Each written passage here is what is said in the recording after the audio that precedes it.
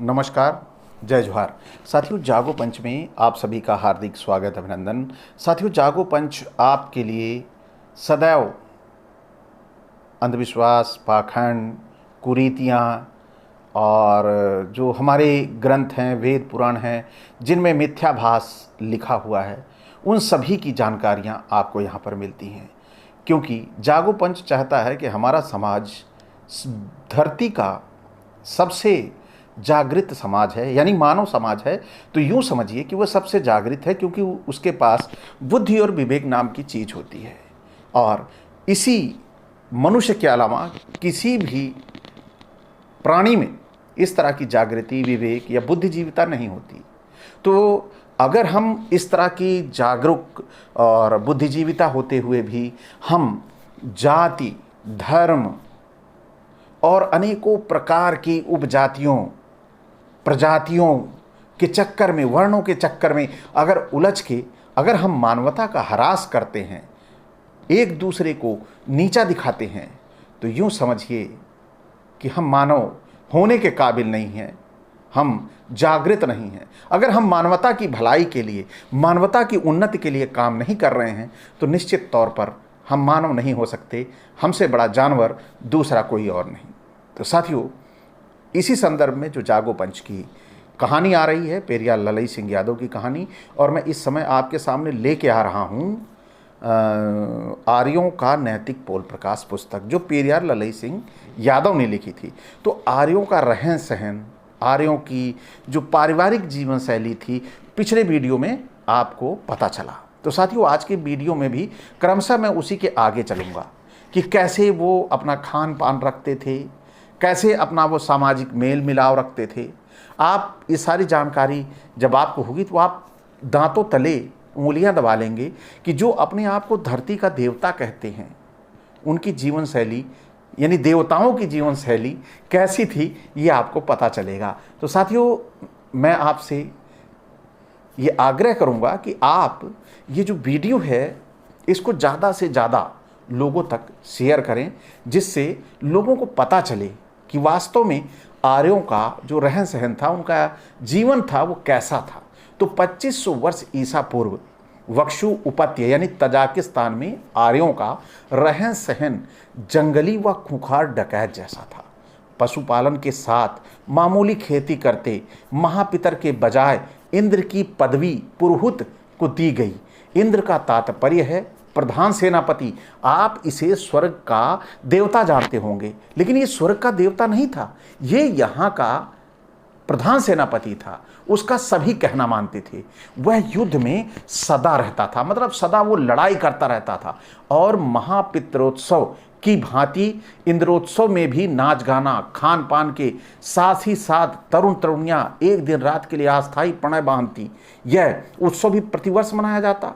पुरोहित ने चुपके अधिकाधिक तांबा खरीदकर असुरों के कुछ चतुर कारीगरों, लुहारों को फुसलाकर अपने यहाँ बुला लिया। उनसे स्वयं लुहारी कला को सीखकर अच्छे से अच्छे नोकदार बाण, कुल्हाड़ी, भाले व खड़ग तलवार आदि हथियारों के साथ ही साथ युद्ध में छाती की रक्षा करने के लिए कवच, जिसे बोलते नहीं वक्ष त्राण यानी कवच, जिससे सीने में तीर न लगे, बनाया। और इस पुरोहित यानी इंद्र के नेतृत्व में चुने हुए संगठित योद्धाओं ने घोड़ों पर सवार होकर पूर्व निश्चित कार्यक्रमों के अनुसार एकाएक पार्शियनों व मद्रों को संपूर्ण वक्ष उपत्यका से धीरे धीरे बाहर खदेड़ दिया, यानी तजाकिस्तान से सबको बाहर खदेड़ दिया।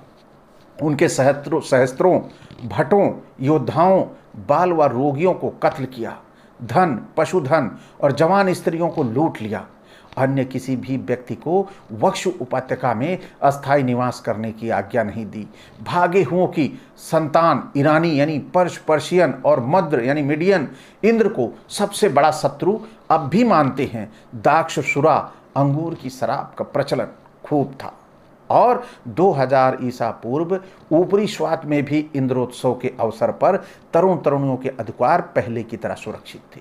यानी जब ये इस उत्सव में इकट्ठा होते थे तो नए उम्र के लड़के लड़कियां अपने उस साथ मतलब संबंध बनाने में ही अपना वो मतलब बहुत अच्छा अवसर समझते थे। इंद्रोत्सव प्रतिवर्ष मनाया जाता था। वृद्ध विवाह चालू हो गया था। सेनापति यानी इंद्र पुरुधन ने नए नए हथियारों से सुसज्जित होकर घोड़ों पर सवार होकर असुर नगर पुष्कलावती चारसद्दा में पर रात में अचानक आक्रमण कर दिया। केवल व्यापारियों के मोहल्लों को छोड़कर संपूर्ण नगर में आग लगा दी। निरीह जनता का कत्लेआम किया। असुर राजा, जो कि समुद्र किनारे शायद आधुनिक नाम कराची में राज्य करता था, उसका साला उसकी ओर से समीपवर्ती नगर पुष्कलावती का नगराधिपति था। पुरुधान ने नगराधिपति को नगर के चौराहे पर धीरे धीरे एक एक अंग काट काट कर निर्दयता पूर्वक तड़पा तड़पा कर मार डाला। असुरगण सैन्य सैन्य पूर्व और दक्षिण की ओर हटने लगे, यानी साउथ की ओर चलने लगे। पुरुधान असुर भाषा समझता था। आर्यों के पास खुद का कोई सिक्का नहीं था, फिर भी हठी पुरुधान ने असुर पण्य लेने से इनकार कर दिया, जिसका कुप्रभाव यह हुआ कि पुष्कलावती का व्यापार एक लंबे अरसे के लिए नष्ट हो गया। अब सोचिए, जब जिस माध्यम से व्यापार होगा उस व्यापार का, यानी आज रुपया बंद कर दिया जाए या कोई दूसरा देश रुपये को ना माने तो क्या होगा? इसका मतलब है कि जो हम बाहर से चीज़ें जो खरीदते थे वो फिर हम खरीद नहीं पाएंगे। यही हाल उस समय भी हुआ कि जो ये सुर लोग थे, इन्होंने असुरों का जो पण्य था लेना ही बंद कर दिया, तो हालत खराब हो ही जाएगी। तो 1800 वर्ष ईसा पूर्व गंधार, जिसे तक्षशिला कहते हैं, में आर्यों के पास लिपि नहीं थी। ऋषि अंगिरा का आश्रम गंधार में ही था। उनके आश्रम पर सहस्रों विद्यार्थी विद्या अध्ययन करते, विद्यार्थियों को मौखिक प्रार्थनाएं एवं कविताएं याद कराया करते। लंबे समय के बाद लगभग 1000 वर्ष ईसा पूर्व से 800 ईसा पूर्व के बीच में आर्य अनार्य ऋषियों मुनियों संतों व महापुरुषों द्वारा रची हुई उन ऋचाओं मंत्रों पदों को लिपिबद्ध करके वेद नाम से पुकारा जाने लगा। आश्रम का खर्च चलाने के लिए अनेक विस्तृत कृषि क्षेत्र व चरागाहें थी। अगणित गाय बैल घोड़ी घोड़ा गधी गधा भेड़ भेड़ा व बकरा बकरी आदि थे। इन्होंने अपनी विशाल बुद्धि से विभिन्न नस्ल की घोड़ियों और घोड़ों से वर्ण संकर प्रणाली द्वारा अति मजबूत नस्ल के घोड़े तैयार किए, जो लड़ाई के काम में बहुत उपयोगी सिद्ध हुए। जिनमें सैंधव यानी सिंधु नदी के किनारे वाले घोड़ों ने, मतलब उन्हें विशेष महत्व दिया जाता था, क्योंकि वह बहुत ही काबिल घोड़े हुआ करते थे, बहुत ही मजबूत। विद्यार्थी विद्याध्ययन के साथ साथ कृषि कार्य, पशुपालन व ऊन काट कर कंबल बनाते। भविष्य में संपूर्ण भारत यानी जम्बू द्वीप पर शासन करने की साम दाम दंड भेद की सभी नीतियां ऋषि अंगिरा विद्यार्थियों को भली प्रकार समझाते। इनकी देख रेख में कई छोटे छोटे आश्रम धीरे धीरे अन्य स्थानों पर खुलने लगे। जो ऋषि भेष में जासूसी ढंग पर आदि निवासियों के गुप्त भेद व उनकी हर प्रकार की कमजोरियों का पता लगाकर पिछले अस्थायी पड़ाव पर आर्यों को बताते। साथ ही साथ आर्य धर्म की विशेषताएं उन्हें बताकर उन्हें मनवाने की कोशिश करते। साथियों, आप सोचें, जो ऋषि मुनि बन के आते थे भेष बदल कर, यानी सन्यासी बने रहते थे, वह भी अपने धर्म को बढ़ाने के लिए कोशिश किया करते थे। अपने धर्म की विशेषताएं बताते, उन्हें मनवाते और उनकी कमजोरी को पता करते क्या है, और जैसे ही पता लगते पीछे जाके बता देते कि फला गांव को कैसे लूटना है। ये सारी जानकारियां उपलब्ध रहती थी। और आर्य सर्वप्रथम भारत में चरागाहों की तलाश के रूप में भारत आए थे, परंतु लेकिन यहाँ पर शरणार्थी, कहीं भिखारी, कहीं डकैती, कहीं गुरिल्ला युद्धों की तरकीबों द्वारा अग्निकांड, कत्लेआम, बिखरे हुए आदिवासी राजाओं को अपनी साम दाम दंड भेद नीति द्वारा हराकर विभिन्न स्थानों पर राजा बन बैठे। साथियों, ये छोटी बात नहीं है, ये बहुत बड़ी बात है कि यहाँ पर जो सीधे साधे लोग थे, टुकड़ों टुकड़े छोटे छोटे कबीलों में छोटे छोटे रजवाड़े थे, वो छोटे छोटे रजवाड़े कैसे इनके साम दाम दंड भेद के चक्कर में फंसकर अपना सब कुछ नष्ट कर डाले। और असली ऐतिहासिक प्रथम युद्ध देवासुर संग्राम के नाम से हुआ।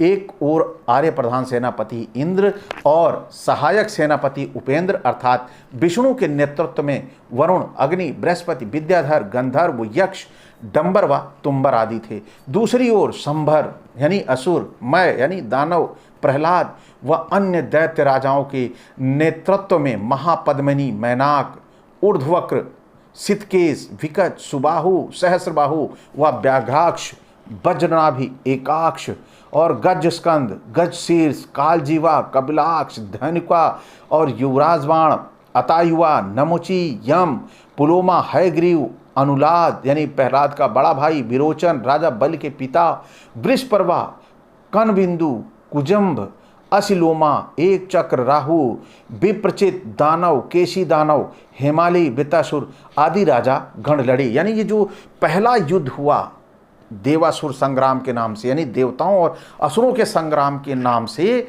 उसमें इतने सारे मतलब सुर और असुरों ने लड़ाई की। नाग जाति सदैव असुरों की ओर से लड़ी, यानी जो नाग जाति के लोग थे यहाँ भारत के रहने वाले, सदा असुरों के साथ उन्होंने लड़ाई लड़ी। किंतु धूम्रवर्णा आदि नागवंशी राजाओं को आर्यों ने अपनी अति खूबसूरत लड़कियां ब्याह कर उन्हें अपनी ओर मिला लिया। परंतु इस देव असुर संग्राम में आर्यों की मदद नाग जाति ने की।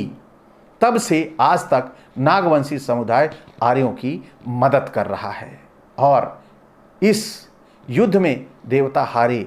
इंद्र और इंद्रासन छोड़कर, यानी जिसे कश्मीर या तिब्बत छोड़कर उत्तरी पर्वतीय मार्ग में छिपते छिपाते कुछ नागों की शरण में कुछ समय के लिए छोटा नागपुर व बंगाल की ओर ये चले गए। तो साथियों, ये जो आज आप पर आर्यों का प्रभाव है, ये सब नागवंशियों का है। और नागवंशी अगर लंगोट के ढीले ना होते, यानी चरित्रवान होते, उनकी सुंदर सुंदर स्त्रियों की मोह माया में ना फंसते, यानी मेरे जैसा जैसे कोई राजा हुआ और एक दूसरा राजा हुआ मेरा भाई, तो ये मेरे भाई के पास लेके पहुँचे, बोले कि ये सुंदर सा गिफ्ट मैं आपके लिए लाया हूँ, लेकिन ये जो बगल वाला राजा है ना अचल सिद्धार्थ, अगर ये मान जाता, क्योंकि वो कह रहा है कि मैं इसको जबरन रखूँगा, तो वो देखता उस सुंदर सी नारी को तो सोचता इससे बड़ा गिफ्ट मेरे लिए और क्या होगा।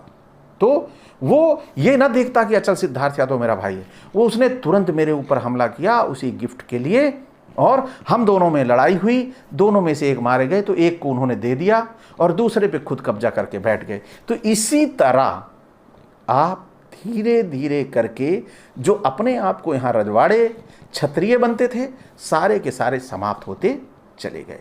तो साथियों, आज ये जो पुस्तक ये बता रही है, ये पुस्तक एक बड़ा संदेश भी दे रही है। अगर ये संदेश वास्तव में सही है, क्या इस पुस्तक में सही लिखा गया है या केवल एक कहानी मात्र है, इसका निर्णय आपको करना है, क्योंकि इतिहासकार इन सभी कहानियों पर एक मत नहीं है। आखिर ये विवाद का विषय बना हुआ है और जागो पंच इसकी प्रामाणिकता के बारे में भी नहीं कहता। लेकिन आप अपने हिसाब से इन कहानियों को टटोलिए और चेक करिए तो आपको सच्चाई साफ साफ नजर आएगी, वास्तव में हमारे साथ हुआ क्या था। तो साथियों, इसी के साथ विदा, इसी एक अपेक्षा के साथ कि ये वीडियो आप अपने सभी साथियों को ज़्यादा से ज़्यादा शेयर करेंगे, जिससे पता लगेगा कि हमारे ये असुर भाई और नागवंशी भाई पहले एक थे, आपस में साथ मिल के चलते थे, लेकिन आज सारे के सारे अलग क्यों हैं, इसका भी कारण समझ में आ जाएगा। क्यों ये आर्यों के साथ चिपक के चल रहे हैं, ये भी कारण समझ में आ जाएगा। क्योंकि जिस मूल्यवान वस्तु के लिए बड़ी बड़ी लड़ाइयाँ हुई हैं, बड़े बड़े रजवाड़े ख़त्म हो गए, उसके लिए नागवंशी असुर ख़त्म हो गए, तो कौन सी बड़ी बात है। तो साथियों, इसी के साथ विदा, नमस्कार, जय जोहार।